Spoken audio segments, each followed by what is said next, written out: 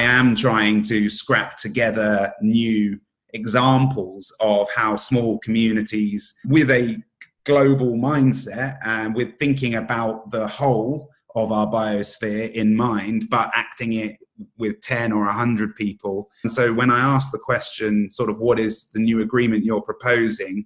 I guess I'm saying, really to you and everybody else that comes on this show, what is the thing that all of your work leads you to think would help us find human flourishing in the biosphere we find ourselves in, with the canvas which already has some prerequisites on it? What shall we paint with the time that we have? One, to help create options for others. And two, it might encourage me and my small group to include some of those thoughts, to see what that might help us to think about and potentially do in our small experiment on all of this. What would be the new agreement that you would hope for everybody to sign that would allow you, being Ecuador, the independence, the ability, the relative support that's required in order to be able to support that reimagination of your own identity in your own country and culture? What I would do in terms of the new agreement is try to rewrite the planetary agreements so that we can put life at the center, society, our planetary society, and not money, right? Okay. So money has to be subordinated to life and not life subordinated to money. How would the agreement work that would make that happen? It requires planning of the economic planetary system, where we put some certain public goods as a priority for the population that should be excluded from the monetary and market dimensions, such as those related to the fulfillment of human rights. Fortunately, there is already a universal declaration of human rights that we can start to work with. So the right to life, the right to education, the right to health, and so forth. In our book, the second last chapter, we pull out 26 principles for moving towards what we call systemic governance. I would argue that there is one agenda that we have pulled together to think about how those 26 items could be built into future governance systems. So I'd invite the people who listen to this or view this thing to look at that. I wrote an earlier book called Systems Practice, How to Act, which is built around the idea of juggling as an isophore for how you do systems practice, the relational dynamics of being systemic. In the final pages of that book, I list an agenda, if you like, to invest and to expand our capability in systems thinking and practice, to recover our systemic sensibility and to build a more systems literate community. Actually, this has led us to what I thought we were going to talk about today, which was new agreements, because my kind of challenge to you was not kind of what we're going to agree on and what those new agreements look like, but how we operate. And this is another of my favorite books. It's nearly 10 years old now, but it was so ahead of its time. Too big to know. Too big to know. Okay. It's becoming clear that we're never going to agree on everything. And in fact, there are going to be enormous pockets and centers of the world that can't agree about anything almost. But Weinberg says we have a shared world about which we will always disagree. And I thought you'd like that, actually, because it's about the sharing. It's about the relationship. It's not it's not something epistemological about what knowledge is that we can agree on. But it's very hard to deny that we're in some kind of space which we're all inhabiting. We have some relation to one another. So the question for me is how we navigate that space now, given all the disagreement that there's always going to be. So maybe you could say at some meta level there has to be an agreement that we're not all going to kill each other, but it's going to be very broad and abstract. And everything else is like how we set up systems and work things out given these incredible disagreements we all have between each other. Well, there's something rings very true about that. One of the values in the community that we've been generating is around diversity. And that is about appreciating that people are different from different places, different doctrines, philosophies, narratives, and we have to embrace and tolerate and enjoy the spice of life as well that can come from that to an extent. There are some that prohibit others to have their expression as well. Somehow we've got to find some agreements that can handle those disagreements, something about that balance, and it goes back to the both and. We need to get on board with the idea of the free sharing of knowledge according to an agreed encyclopedia standard. And if we can simply agree on a standard that is duly published, everything's just going to flow. The primary driver, I think, is the need to put individuals in the driver's seat. Not one individual, but collective individuals in the decision-making process, and include the entire life cycle of things like energy production and whatnot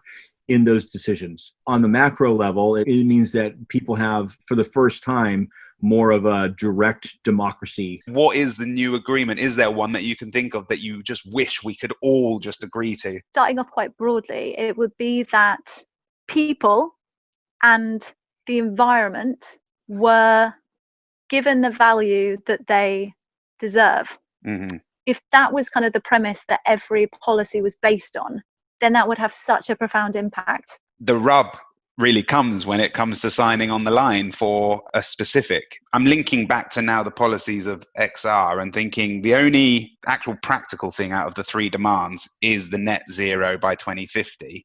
Of course, life is far more complicated than one metric, yeah, and I like what you said about that. But let's say we wrote that and signed it off, all the government signed it off and delivered against it 2025. Does that cover it, or is that that's just one piece of the puzzle? With everything, it's not one rule will kind of solve everything, but I think that would be absolutely incredible if net zero governed by 2025. Yeah. That would be exceptional. Is there kind of a new agreement that you think we should all be agreeing to or heading towards? We are what we eat.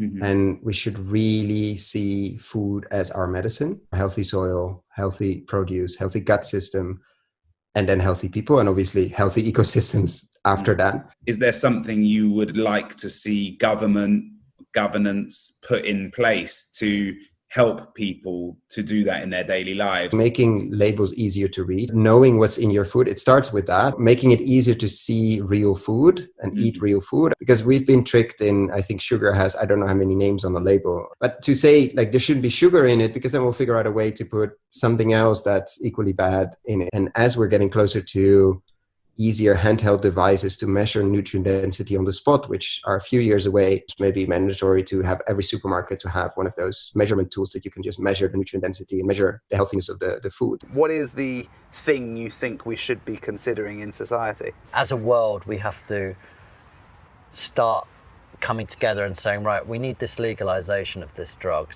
and work out how it works in the world. In this country, it'd be great if we just did it boom, straight, day one. But I think we need the rest of the world to come in line as well. Got to be global. There's a huge governance piece, because even though landfill rates have come down in the UK since I've been here, we're still at 40 million tons a year, minimum. We can't have that. So the government has to do brave things like say, you can't make it if it can't be recycled. If there is no recycling technology possible for this particular material that you're creating in the world, you can't have it.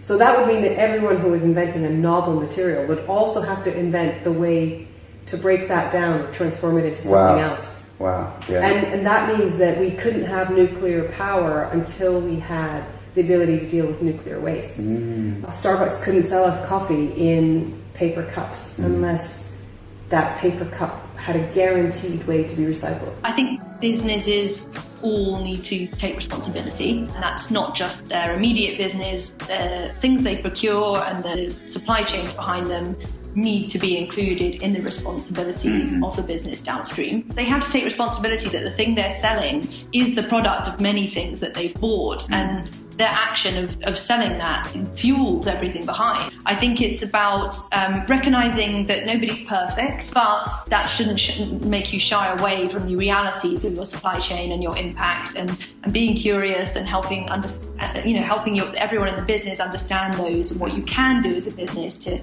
make them better. I think is a really good action to take, and then help power a future where we can all act on our values. So if there is a moment we are in right now, sort of reset the role of businesses in society, one of the things we think we need to do is upgrade what the conditions are to be a business in society today.